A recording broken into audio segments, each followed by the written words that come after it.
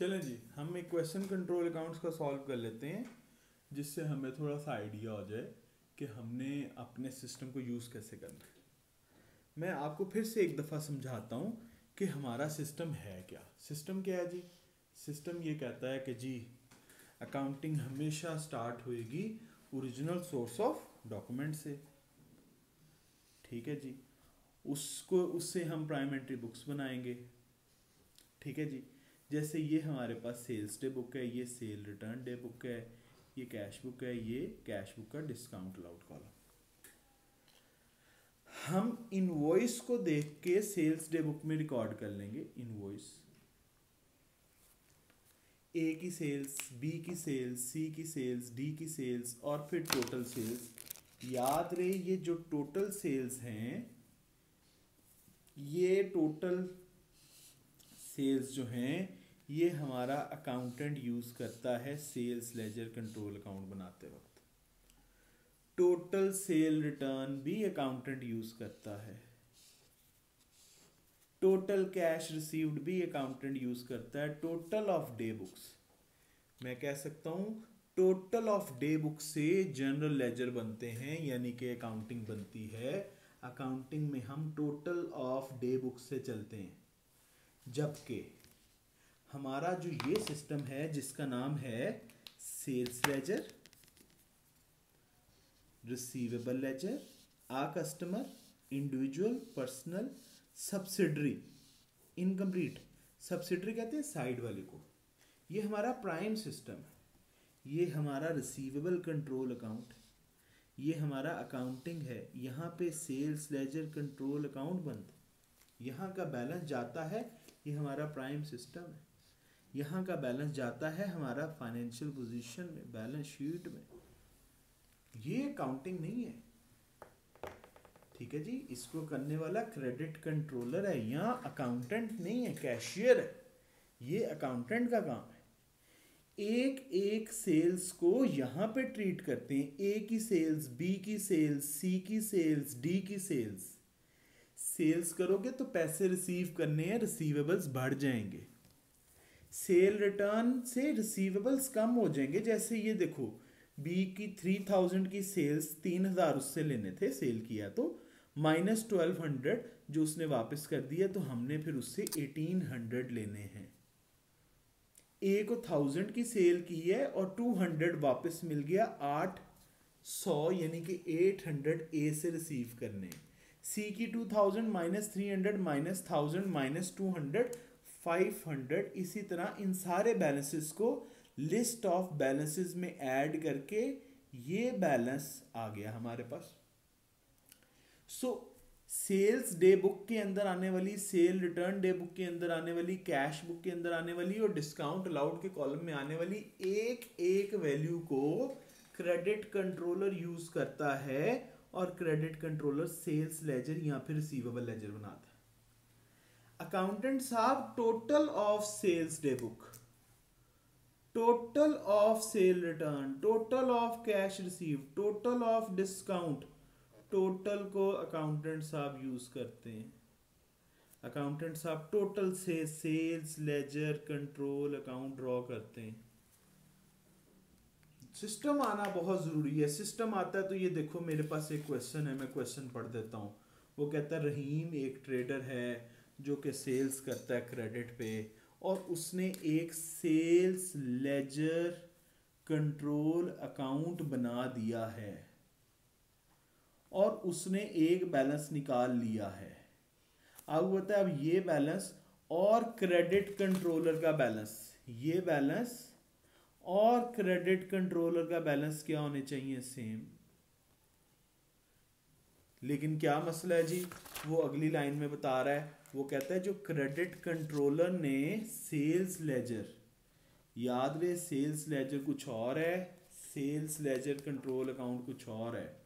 Cell laser control account आपके accountant वाले system को कहते हैं सेल लेजर कंट्रोल को। खाली सेल्स लेजर आपका क्रेडिट कंट्रोलर वाला, यानी कि एक एक बंदे वाला सिस्टम है। वो कहता है जी सेल्स लेजर कंट्रोल अकाउंट का बैलेंस है 20,470, जबकि एक एक बंदे का लिस्ट में से जो बैलेंस आया वो है 18,740। आपको पता है ये दोनों बैलेंस एक दूसरे के इक्वल होने चाहिए। अगर ये बैलेंस इक्वल नहीं है तो इसका मतलब है कोई प्रॉब्लम है, और वो प्रॉब्लम्स मुझे 1 2 3 4 5 6 में गिवन है। ज़रा ये रिक्वायरमेंट की जगह छोड़ दीजिएगा मैं यहाँ पे, ताकि आप लोगों को नज़र आ जाए। ए और बी पार्ट इकट्ठा करने लगा हूँ। एक मैं बेटे ड्रॉ करूँगा सेल लेजर कंट्रोल अकाउंट, और एक मैं करूँगा रिकंसिलेशन। रिकंसिलेशन मैंने करनी है सेल्स लेजर के बैलेंस से। बेटे मेरा एक और मसला भी है, मैं लाइन बाय लाइन अप्रोच से चलता हूँ। लाइन बाय लाइन अप्रोच मुझे कहती है कि एक क्वेश्चन एक दफ़ा पढ़ना है, सारे रिक्वायरमेंट्स इकट्ठी सॉल्व करनी है। ये मैं आप लोगों को सिखाऊंगा, आप परेशान ना हो। हम पाकिस्तानी दुनिया की बेस्ट अकाउंटिंग करेंगे इंशाल्लाह, आप देखते जाएं, ठीक है ना। पहले मैं सेल्फिश था थोड़ा सा सिर्फ अपने बच्चों को लेके, लेकिन नहीं, मैंने फैसला कर लिया है कि हम पूरे पाकिस्तान को अच्छी अकाउंटिंग सिखाएंगे। हम पूरे पाकिस्तान का जीपीए इम्प्रूव करेंगे। सारे पाकिस्तान के एक एक बच्चे का जीपीए चाहिए, हर बच्चे का ए स्टार चाहिए। उसके लिए जो हो सका इंशाल्लाह हम करेंगे। आप सारे मेरे साथ मदद करेंगे, हम इंशाल्लाह अपनी इस ड्रीम को पूरा करेंगे। पहले मैं सोचता था सिर्फ मेरे बच्चे मेरा ग्रेड, नहीं भाई, पूरे पाकिस्तान के बच्चे, सारे पाकिस्तान का ग्रेड। हम कहीं एक तो दुनिया को शो करें ना कि हम कहीं पे अकाउंटिंग कर सकते हैं। सो भाई सेल लेजर कंट्रोल अकाउंट का ओपनिंग बैलेंस है 20470 और लिस्ट का बैलेंस है, अब मैं पढ़ता हूँ। वो कहता है एक sales invoice, a sales invoice of 960 had been, बिल्कुल ठीक, recorded in the sales journal. Sales journal बोलते हैं सेल्स डे बुक को, सेल्स डे बुक।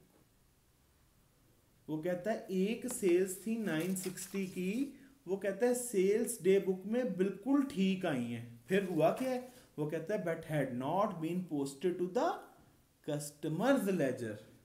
वो कहता है एक बंदे के लेजर में हमने पोस्ट नहीं किया। कितना सिंपल है, एक बंदे का काम इसने किया था। सेल्स लिख दो, सेल्स ओमिटेड कितने से जी, 960 से ऐड कर देते हैं। सेल्स करने से रिसीवेबल्स इंक्रीज होते हैं, दैट्स इट। फिर आ कस्टमर, एक कस्टमर, इररिकवरेबल डेट मतलब bad debt 250 had been written off in the had not been written off in Rahim books of account. यार ये जो वो कहता है ना had not been written off in books of accounts, books में ही रिकॉर्ड नहीं किया। मतलब एक बंदा है जो बैड डेट हो गया है, बुक्स में रिकॉर्ड नहीं किया, तो वो कहना चाह रहा है दोनों जगह पे बैड डेट्स रिकॉर्ड नहीं हुए। जब आपने बुक्स में ही नहीं लिखा, बुक्स में ही नहीं लिखा, देखो अगर तुम 1000 यहाँ नहीं लिखोगे तो टोटल में भी नहीं आएगा, यहाँ भी गलती, और वो 1000 इंडिविजुअल में भी नहीं आएगा। ये है जी बुक्स ऑफ अकाउंट्स। लेजर्स की बात नहीं कर रहा, प्राइम एंट्री बुक्स की बात कर रहा। बुक्स में नहीं लिखा तुमने, लेट्स सपोज अगर 1000 ना लिखा होता तो टोटल फिर खराब आता, क्योंकि अकाउंटेंट ने तो डे बुक का टोटल किया है। अगर ये 1000 यहाँ लिखा ही ना हो तो अकाउंटेंट का टोटल गलत आएगा, तो अकाउंटेंट की गलती होगी। और 1000 यहाँ नहीं लिखा, इसी को देख के ये बंदा काम कर रहा है, ये भी नहीं लिखेगा तो यहाँ पे भी गलती होगी। तो बैड डेट्स जो हैं वो दोनों तरफ आएंगे। बैड डेट से रिसीवेबल्स का बैलेंस कम होता है, चूंकि ये अकाउंटिंग नहीं है इधर एडलेस, ये अकाउंटिंग है, यहाँ पे मैंने एंट्री की है। अ चेक रिसीव्ड, एक चेक रिसीव्ड कितने का 670 from a customer had been correctly recorded in the cash book. Cash book का मतलब है इसमें बिल्कुल ठीक है, कैश बुक में बिल्कुल ठीक है। फिर हुआ क्या है, it had been entered on the debit side of customers ledger. भाई एक बंदे का, कस्टमर एक बंदे के अकाउंट में डेबिट साइड में लिख दिया। जब चेक मिलता है हम एंट्री करते हैं बैंक डेबिट, रिसीवेबल क्रेडिट। तो पहली बात तो ये कि रिसीवेबल को क्रेडिट करना था, यानी कि कम करना था। हमने कम नहीं किया, हमने बकायदा कम करने के बजाय उसको ऐड कर दिए। जो हमसे गलती हो गई है, तो एक तरफ तो मैं एरर ठीक करने लगा हूँ, जो मैंने ऐड किया है कितने से 760, एक तो मैंने वो माइनस कर दी। मैं कहा यार ठीक है भाई हमसे गलती हो गई थी, कि हमने गलती से ऐड कर दिया है 760, फिर एक और भी तो गलती है कि वो चेक रिसीव्ड लिखना भी तो है 670 से। तो बेटे 760 मैंने माइनस किया है क्योंकि मैंने गलती से ऐड कर दिया था, माइनस करके इक्वल कर दिया। 670 मैंने इसलिए रिकॉर्ड किया है कि पैसे मिलने हैं तो रिसीवेबल कम हो गए।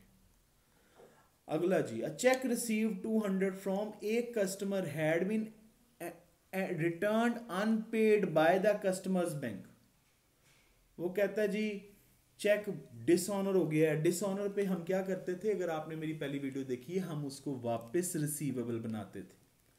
चेक डिसऑनर हुआ है 200 से, और वो फिर क्या कहता है रहीम्स की बुक्स ऑफ अकाउंट्स में ही नहीं आया। कहता है दोनों जगह पे नहीं आया, दोनों जगह पे लिख लेते हैं जी।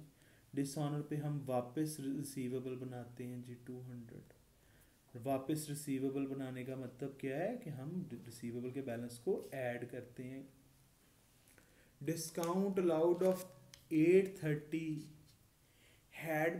had not been entered in the control accounts, they had been entered in the customer's ledger। वो कहता है एक बंदे के लेजर में आ गई है लेकिन कंट्रोल अकाउंट्स में डिस्काउंट अलाउड नहीं आया। आप लिख लें जी 830। वो कहता है एक contra to the purchase ledger of इतने had been entered in the customer's ledger account but not in the control account. वो कहता है जी कस्टमर को हमने कॉन्ट्रा कर दिया, कॉन्ट्रा से रिसीवेबल्स कम होते हैं, ठीक है जी। कॉन्ट्रा 1370, तो बेटे यहाँ पे कैरी डाउन आ जाए, ये कैरी डाउन और ये जो बैलेंस आएगा ये दोनों बैलेंस एक दूसरे के इक्वल होंगे। आप कैलकुलेटर यूज़ करके देख लीजिएगा जी। बेटे मैं फिर बता दूं, रट्टा ना लगाओ, सिस्टम को समझो।